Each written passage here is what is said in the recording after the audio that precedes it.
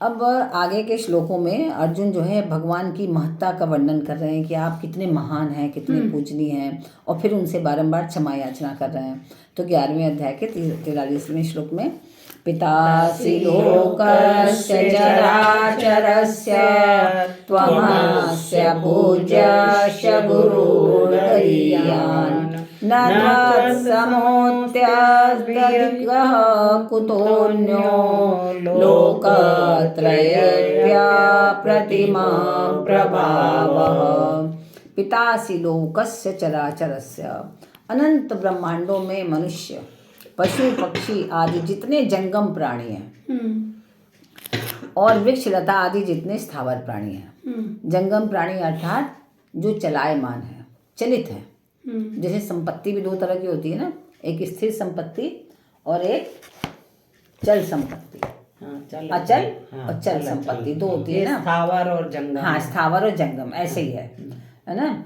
तो स्थावर कौन हो गया? जैसे वृक्ष है, लताएं हैं, ये सब संपत्ति जो है ये स्थावर है, स्थिर रहने वाले। अब वृक्ष चलता थोड़ी ना, इधर उधर थोड़ी ना जा रहा है, और अपनी जगह पे स्थिर, लेकिन वो भी लिविंग थिंग्स है। उनके में भी है जीवनी शक्ति है, तभी बढ़ रहा है वो, तभी मर रहा है, बढ़ रहा है। और जो जीव है वो जंगम, चलायमान, मूवेबल है। हाँ, नर है, अरे चाहे जलचर है, चाहे नभचर है, जितने भी हैं, चींटी चेटा जितने भी हैं, सब जो है जंगम है। हाँ, तो जितने जंगम प्राणी हैं और जितने स्थावर प्राणी हैं, उन सब को उत्पन्न करने वाले और उनका पालन करने वाले आप ही पिता के समान हैं। आप ही पिता हैं और आप ही पूजनीय भी हैं, और उनको शिक्षा देने वाले महान गुरु भी आप हैं। गुरु गरियान, गरियान मतलब गुरुओं में भी महान गुरु आप ही हैं, है ना। और इसका तात्पर्य कि मनुष्य मात्र को व्यवहार और परामर्श में जहाँ कहीं भी गुरुजनों से शिक्षा मिलती है, उन शिक्षा देने वाले गुरुओं में भी महान गुरु आप ही हैं ना। जगत गुरु हम लोग कहते हैं, जगत गुरु प्रभु श्री कृष्ण के श्री चरणों में, तो वो जगत गुरु आप ही, सबके गुरु हैं, महान गुरु आप ही हैं।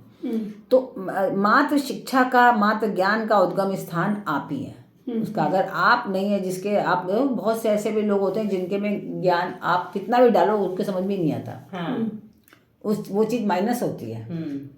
तो वो उनकी कृपा से ही वो ज्ञान भी मिलता है, तो वो ज्ञान भी आप ही है। न त्वत्समोऽस्त्यधिकः कुतोऽन्यो, कि इस त्रिलोकी में जब आपके समान भी कोई नहीं है और ना कोई होगा और ना कोई हो सकता है, तब आपसे अधिक विलक्षण और कोई चीज़ क्या हो सकती है, जब सब कुछ आप ही और आपसे ही निकला है। तो इसलिए आपका प्रभाव अतुलनीय है और उसकी तुलना किसी से भी नहीं की जा सकती।